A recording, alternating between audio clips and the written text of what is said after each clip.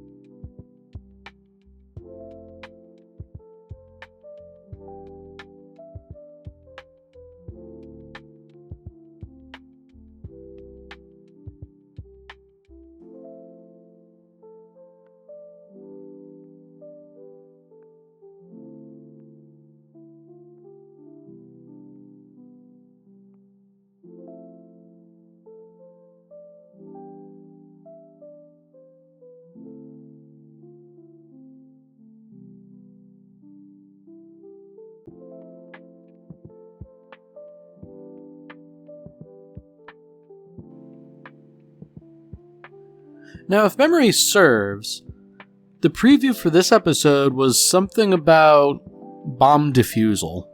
And at this point in time, we don't really know exactly what's going on, but I feel like bomb defusal is one of those things where, you either get really good at it or you don't have a chance to. Although I guess Gene's already getting right into it, It's interesting that we're just starting in media res with Gene defusing a bomb here, with the classic dilemma of red wire or blue wire. Yeah, I kind of wonder how they got in that situation and what they're going to do about it, because I feel like just cutting a wire based on a blind coin flip isn't exactly a good way to ensure you live a long life. Now that said, bomb defusal has got to be a very interesting thing, for lack of a better term, just because, your best bet for cutting wires and deciding which ones to cut is, you kind of have to figure out how the bomb works. And, I assume there is no real standard template. Oh. Alright, so this is interesting that Suzuka and Aisha Clan have been sort of left behind at base. I mean, I guess it does make sense, if you don't want them around noising up the place, but, yeah. So I guess they are taking that tugboat job where they just, tow a ship in. It's probably not bad work if you can get it, but at the same time, it's probably not lucrative enough to pay for everything, especially with all the debt,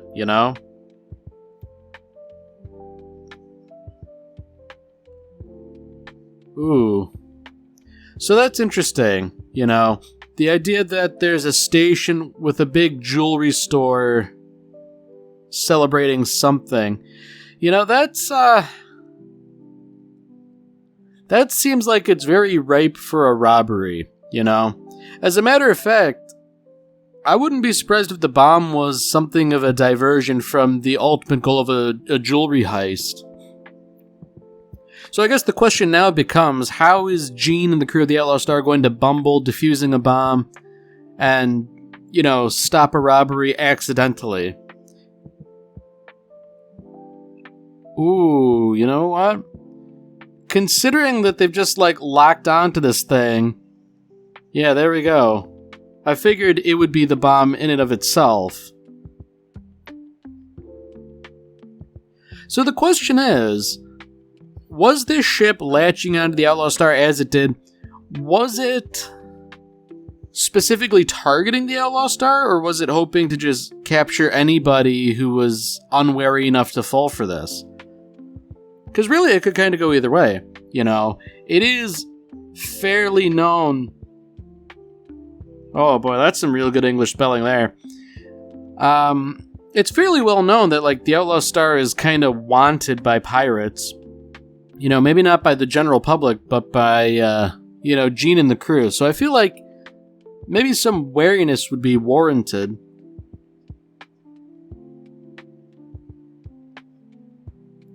It's interesting that the hostage taker here essentially uses a little cartoon avatar.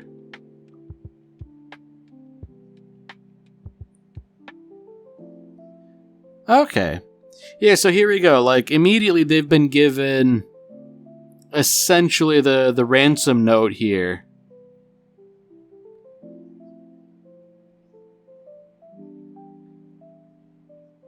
Ooh. Alright, so these guys are asking for a real high price here. Because, Haifeng, I don't know if you'd call it a principality, but, there definitely is government there. And these guys want the viceroy deposed and all that. I feel like no one's really going to be capable of doing that, Maybe if they took, an entire pirate fleet hostage, they could do it, but just the singular ship, the Outlaw Star, I don't think they could do it, much less do it in the 5-hour timeline. Yeah, so that's decidedly not good for the crew of the Outlaw Star. I mean, really, when you get down to it, I feel like their only real path forward is to attempt to defuse the bomb. And, it's not like that's without risk. They've been warned that the bomb is very, very sensitive, so don't go messing with it. And, that's usually by design. But realistically, they can't do anything. The government's not willing to depose themselves over this one small ship. So really, they don't really lose anything by trying to defuse the bomb. From where they're sitting, if they try and do something, they die. If they don't do anything, they die. Might as well attempt to defuse the bomb, because at least then, maybe there's some small vanishing chance that they could do something. And I guess what's worse is that, having hacked into the ship as they did, Gilliam is offline. Yeah, that's, really not good. At the very least, a lot of systems will stay online, or maybe not online, but, they won't have to be online for the foreseeable future, oxygen and things like that, but, they can't escape, their weapon systems are disabled. Yeah, they've really got the Outlaw Star in a real bind here.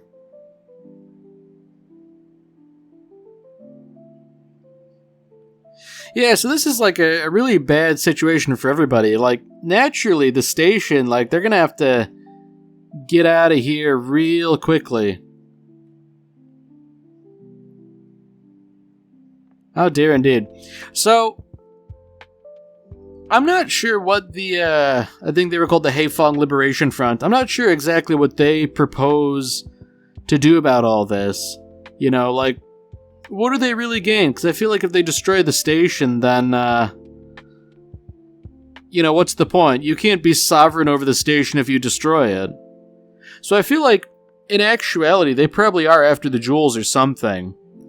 I mean, there was even that little snippet of one of the store workers saying, like, ma'am, you gotta get out of here, the jewels are insured. And, fair enough, right? Like, at a time like this, human life is far more important than material items. Ooh, so Suzuka's got a good idea here. The only way to really know how to defuse the bomb is to find the person who made it and to put the screws to him. She's not exactly spelling it out for Aisha, but I think it's pretty clear that she means to find whoever did this and do something rather vicious until she gets some information. And honestly, Aisha Clan is probably uniquely suited to help out for that, so long as there's someone to hold the leash, proverbially.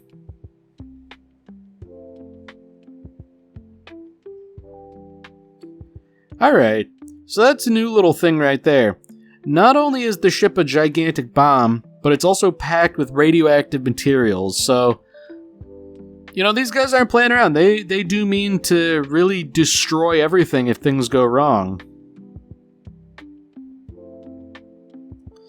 And I guess, Gene doesn't know about what Suzuka's planning, namely to get some information on the bomb, so he's just gonna, go ahead and start snipping at wires. Which, probably inadvisable, but what else can you do, really? I mean, he seems to be under the impression that if you cut the power heading to the fuse, then everything will work out. And I suppose in theory that's probably a good layman's understanding of how bombs work, but I mean, I don't know, I don't know much about bombs and stuff like that, for good reason, that stuff is not good to know about, generally speaking. But I feel like there's got to be a little bit more to it than just cutting the power source, because, well, who's to say there aren't multiple power sources, really, and, cutting one might not solve things, it could conceivably be wired in such a way that cutting one power source will trigger the other one to, light the fuse and set things off. Of course, there is also, the reasonable idea that if you just start messing around with this place, things are going to get dangerous real quickly. And I guess that's sort of been borne out here, seeing as how Gene sort of recklessly opened an airlock and got blasted for his trouble. Now, whether or not this proved fatal or even highly damaging to the Outlaw Star, we don't know yet, but oh dear, yeah, that's pretty bad. Alright, so I guess they lost a grappler arm for their trouble, but, could be worse. See, unfortunately, this gives credence to Jim's line of thinking, saying that, hey, we should, not mess around with this thing. Unfortunately, it's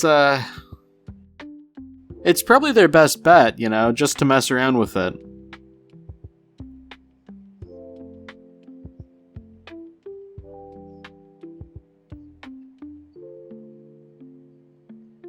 Okay. So these terrorists really know what they're doing here. The idea is that there are explosives rigged to try and stop any meddling, but not enough to set off the full payload. And I guess that does make sense, seeing as how the big bomb is, the entirety of their leverage, and without that they have nothing. Because, the Liberation Front, so far as we have seen them, they're half a dozen people at most.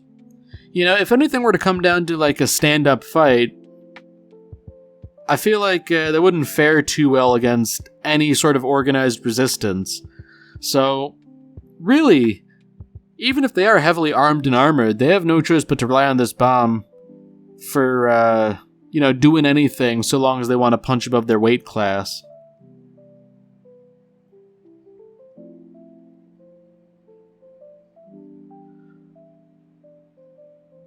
So I guess the good news is that the station has been evacuated.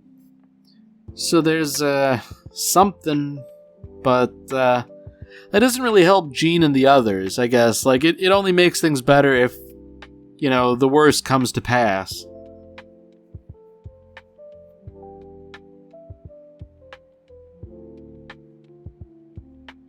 Alright, so that's interesting. It seems like the Liberation Front has countermeasures for, I guess, counter-hacking. It would make sense that they would be prepared for something like this, but I guess, the tone of the guy, it made it seem like he wasn't expecting this degree of intelligence,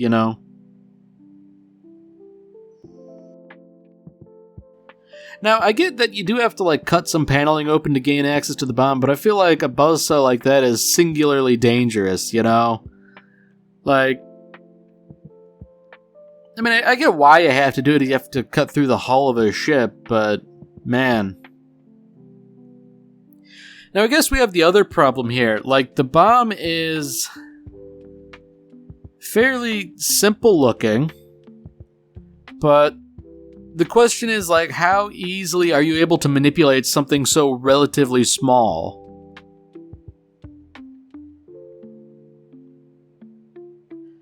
Oh dear. So Melfine is asking the salient question. One wire is power, but what's the other one? And, Jean says, I've watched a lot of movies, one's just a decoy. And, I don't think that's really true. And frankly, I don't think it's worth gambling over either. But in a situation like this, you really just have to pick one and hope for the best. So the question is, what's Gene's methodology gonna be, right? If all his knowledge comes from having watched movies in the past, then naturally he should cut the red wire, right? But, not to get into a spiral here, but if these Liberation Front guys are intelligent, they'd know someone would assume it's the red wire and therefore make the blue wire the real one. But knowing that some people might also be smart, they would just double back around and make the red wire the real one. There's no real way to pick it beyond just flipping a coin, really.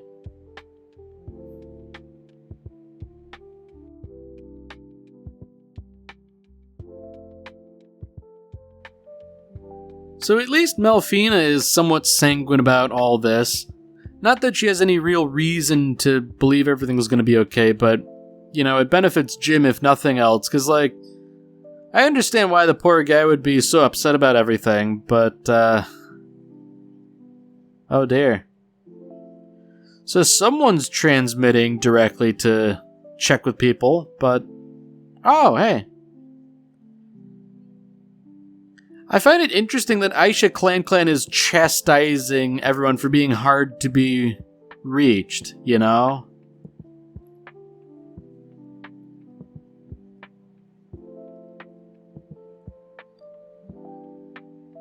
Oh, that's interesting. Fred Lowe was the key informant here. Oh, wow. So Suzuki actually just, threatened Fred. I mean, he does kind of deserve it sometimes. He's a little bit of a jerk sometimes, but I don't know. It seems like the information they got is stuff we can already kind of guess. That pirates stole this vessel and forged its documents and all that. Yeah, okay, it's nice that Suzuka got all this information out of Fred regarding the ship, but none of this actually helps with defusing the bomb, I guess I sort of assumed she was going to track down one of these Liberation Front guys and just, beat the tar out of him until he squealed, but I don't know, maybe there's time for that eventually. I mean, I say that, but there's only an hour and a half left, What is it, 3.5 hours have already elapsed.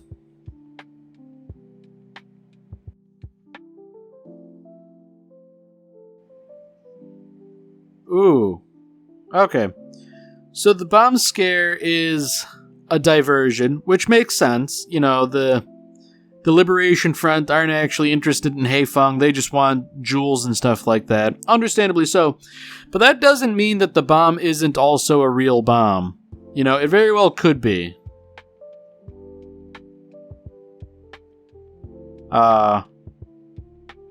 Okay. Alright, well that's good. Gene's assuming that both wires are probably dummies and therefore cutting either one will cause it to explode. Now that means he's going in on a gamble to try and find where the real wire is. And, that's kind of a dangerous prospect, I guess. But I don't know, man. You don't have many options in a situation like this. I feel like you gotta do what you gotta do.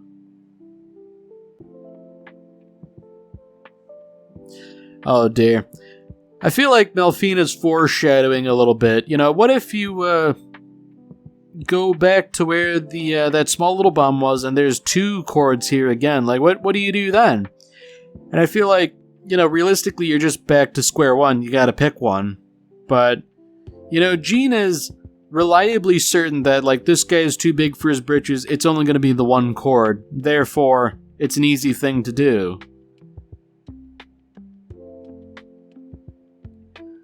So, interestingly, Suzuka and Aisha Clan decided to waylay the thieves.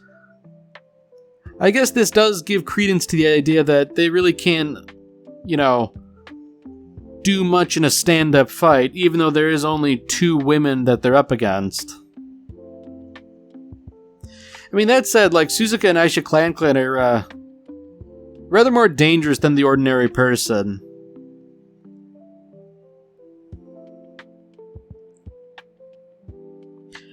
I kind of wish we had a slightly longer sequence of them fighting, because that was a little short. We got a little bit, and then we just sort of cut forward, and then they're all, like, beaten severely.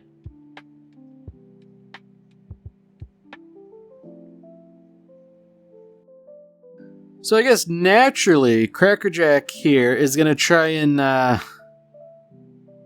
play on their better impulses that, like, look, there's not much time before the bomb goes off, so how about we split the money and you let me go? I guess it's all kind of moot, seeing as how the Outlaw Star crashed into the station, but I guess seeing as how they're no longer attached to the bigger ship, then that means they did in fact defuse the bomb. But that said, if you avoid being blown up by a bomb, I feel like crashing into the station is not the next best thing to do. It's nice and dramatic and all that, and it allows Gene to get the drop on the thief and all that, but I don't know, man. That's not how you treat the large capital investment that the ship represents. What would Fred think, honestly?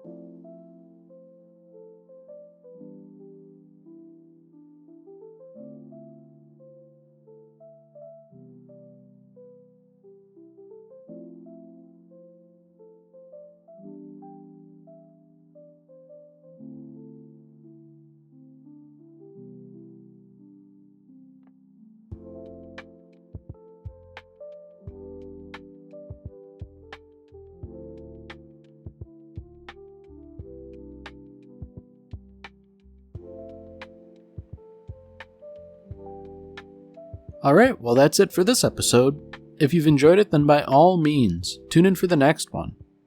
See you, Space Cowboy.